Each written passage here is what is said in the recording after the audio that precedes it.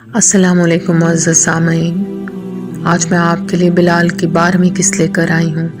اس سے پہلے کہ ہم شروع کریں، آپ سے گزارش ہے کہ چینل کو سبسکرائب کر دیں اور بیل آئیکن پریس کر دیں تاکہ آنے والی تمام اقساط آپ کو بر وقت پہنچ سکیں۔ شکریہ۔ پہلی وحی۔ یہ واقعہ جو میں بیان کر رہا ہوں مصدقہ بھی ہے اور ناقابل تردید بھی۔ مصدقہ یوں کہ اس کے راوی ہی صدیق ہیں، صدیق اکبر ابو بکر رضی اللہ تعالیٰ عنہ، جنہوں نے اسے زید رضی اللہ تعالیٰ عنہ سے سنا۔ زید رضی اللہ تعالیٰ عنہ نے علی رضی اللہ تعالیٰ عنہ سے، علی رضی اللہ تعالیٰ عنہ نے ختیجہ رضی اللہ تعالیٰ عنہ سے، اور ختیجہ رضی اللہ تعالیٰ عنہ نے خود اللہ کے رسول صلی اللہ علیہ وآلہ وسلم سے، جن کے ساتھ یہ واقعہ پیش آیا۔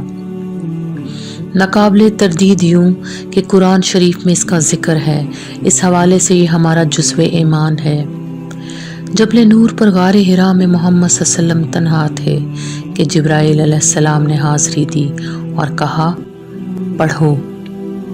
محمد صلی اللہ علیہ وسلم نے جواب دیا، میں پڑھ نہیں سکتا۔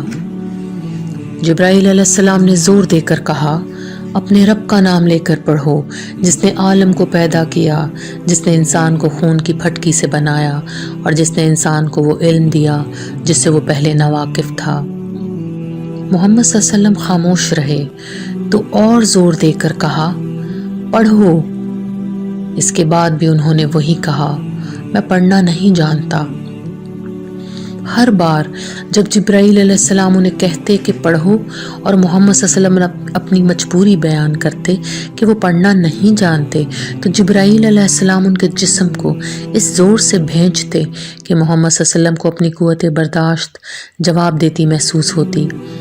تیسری مرتبہ بھی جب جبرائیل علیہ السلام نے یہی انداز اختیار کیا تو محمد صلی اللہ علیہ وسلم سمجھے بس اب موت قریب ہے۔ لیکن اس کے فوراً ہی بعد جبرائیل علیہ السلام نے اپنی گرفت ڈھیلی کر دی اور غار سے باہر چلے گئے۔ ان کے جانے کے بعد محمد صلی اللہ علیہ وسلم کو یوں لگا کہ کوئی تحریر یا پیغام ان کے اندر ثبت ہو گیا ہے۔ پیغام کیا تھا اس کا انہیں ابھی علم نہیں تھا، مگر وہ اس کا وزن محسوس کر رہے تھے۔ یہ سب کچھ اتنا غیر متوقع، اتنا عجیب و غریب، اتنا اچانک ہوا تھا کہ محمد صلی اللہ علیہ وسلم کے وہم و گمان میں بھی نہیں تھا۔ کلام الہی کی جلالت و تمکنت سے وہ لرزہ براندام تھے اور اس واقعے کے ایک ایک پہلو پر غور کر کے اسے دائرہ فہم میں لانے کی کوشش کر رہے تھے، مگر گتھی تھی کہ کسی طرح سلجھنے میں نہیں آتی تھی۔ مکے میں وہ حسن اخلاق کا اعلیٰ ترین نمونہ تسلیم کیے جاتے تھے۔ انہوں نے اپنی زندگی کے 40 سال اس متانت، سنجیدگی اور شائستگی سے گزارے تھے کہ کسی سے تلخ کلامی تک کی نوبت نہیں آئی تھی۔ چہ جائے کہ کسی کا اس سختی سے انہیں بھینچنا، یہ تجربہ ان کے لیے قطعی ناقابل توجیہ تھا، اور کلام الہی کی سطوط نزول کے تناظر میں جو خود اپنی جگہ ایک معمہ بنا ہوا تھا، یہ نامانوس سلوک انہیں ناروا معلوم ہوا۔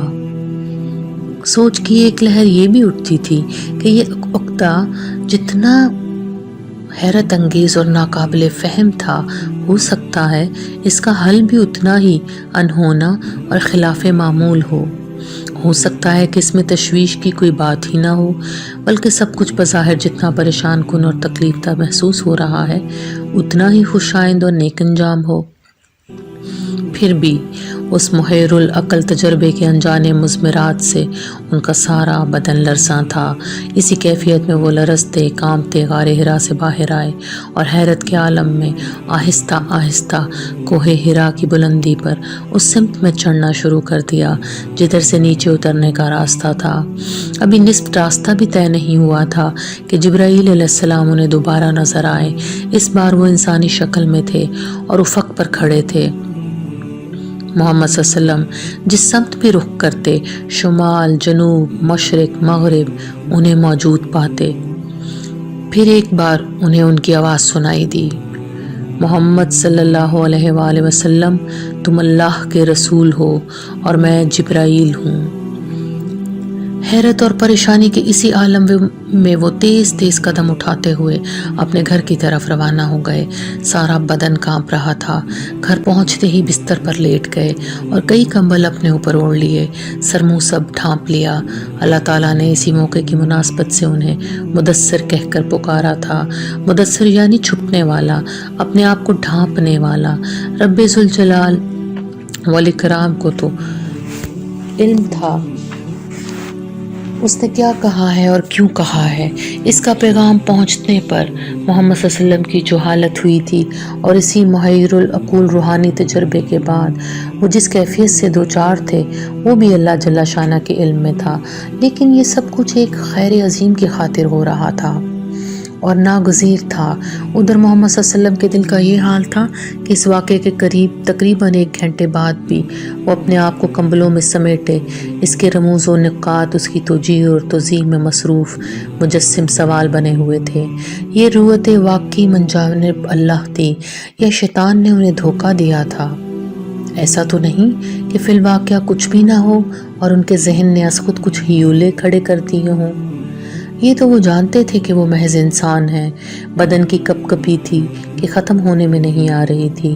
انہوں نے کچھ اور کمبل اوڑھ لیے۔ اتنے میں خدیجہ رضی اللہ تعالیٰ عنہا آ گئیں۔ انہوں نے انہیں شروع سے آخر تک واقعہ تفصیل سے سنایا۔ ایسے بھی لوگ ہیں جنہیں واقعات میں رنگ آمیزی کا شوق ہوتا ہے۔ انہوں نے اس واقعے سے بھی بہت سی کہانیاں منسوب کر رکھی ہیں، مگر اس قسم کی خوشگن رنگ آمیزیاں خانہ بدوشوں کے الاؤ کے گرد ہی جچتی ہیں، تاریخ کے اوراق کو زیب نہیں دیتی۔ میں تو وہی کہوں گا جو میں جانتا ہوں۔ رب کریم نے حضرت خدیجہ رضی اللہ تعالیٰ عنہ کو بڑی بصیرت سے نوازا تھا۔ انہوں نے اپنے خامد کو تسلی دی، ان کا خوف ختم کرنے کی کوشش کی، ان کے خدشات دور کرنے کے لیے دلائل دیے۔ سب سے بڑی بات یہ ہے کہ انہوں نے ساری صورتحال کا ادراک کر لیا، اور اس وقت جب نبی پاک صلی اللہ علیہ وسلم کو بھی یقین نہیں تھا کہ کیا ہوا ہے، کچھ ہوا بھی ہے یا نہیں، وہ اس واقعے کی صحت پر ایمان لے آئیں۔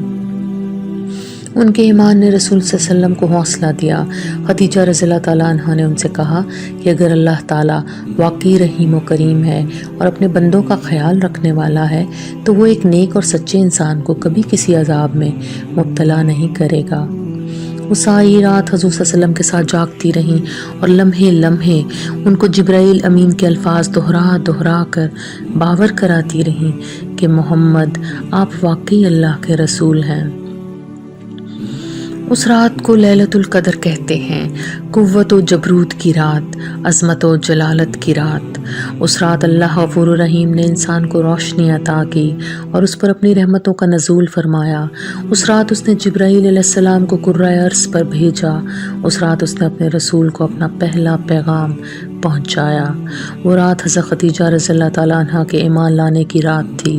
اسی مناسبت سے اس عظیم و برگزیدہ خاتون کو ام المومنین کا لقب عطا ہوا۔ بعد میں دیگر ازواج مطہرات نے بھی یہی لقب پایا۔